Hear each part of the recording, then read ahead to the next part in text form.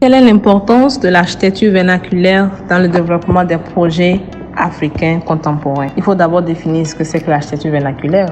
Et par là, on entend un ensemble de styles qui utilisent des matériaux locaux, des techniques traditionnelles adaptées aux besoins culturels, environnementaux et économiques de la communauté locale. Souvent, elles se caractérisent par des techniques, des méthodes de construction qui sont transmises de génération en génération et reflétant ainsi le savoir-faire de la population endogène. L'architecture vernaculaire est riche en savoir-faire techniques ancestraux et elle joue un rôle crucial dans le développement des projets contemporains sur le continent parce qu'elle offre des solutions durables et culturellement appropriées, des solutions éco-responsables qui répondent normalement aux besoins des villes africaines, surtout dans un contexte de changement climatique. Si on part sur le fait que l'architecture vernaculaire a comme avantage durabilité, respect des cultures, accessibilité et confort thermique, on dira alors que l'architecture vernaculaire est importante pour la construction de nos villes, de nos édifices contemporains. Parce que sur l'aspect durabilité, l'architecture traditionnelle, l'architecture vernaculaire en fait permet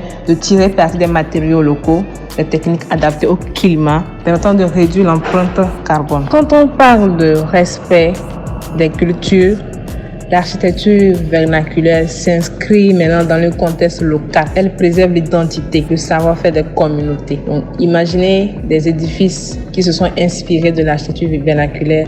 Elles reflèteront forcément l'identité culturelle africaine. Quand on parle d'accessibilité, il s'agit là d'utiliser des matériaux accessibles localement.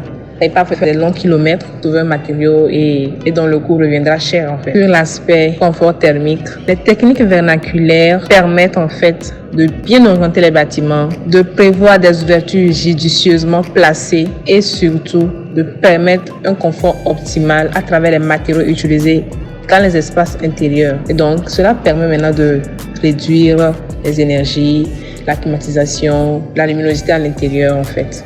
Et donc, c'est là maintenant qu'on voit l'importance de s'inspirer de l'architecture vernaculaire pour concevoir nos projets modernes, nos projets contemporains. Donc, pour y arriver, en fait, il faudrait une collaboration entre les acteurs contemporains, les nouveaux bâtisseurs, oui, une collaboration entre eux et les artisans. Les artisans, en fait, ceux qui ont maîtrisé le savoir-faire traditionnel. Donc, pour conclure, l'architecture vernaculaire présente un atout précieux pour le développement durable du continent africain. Merci.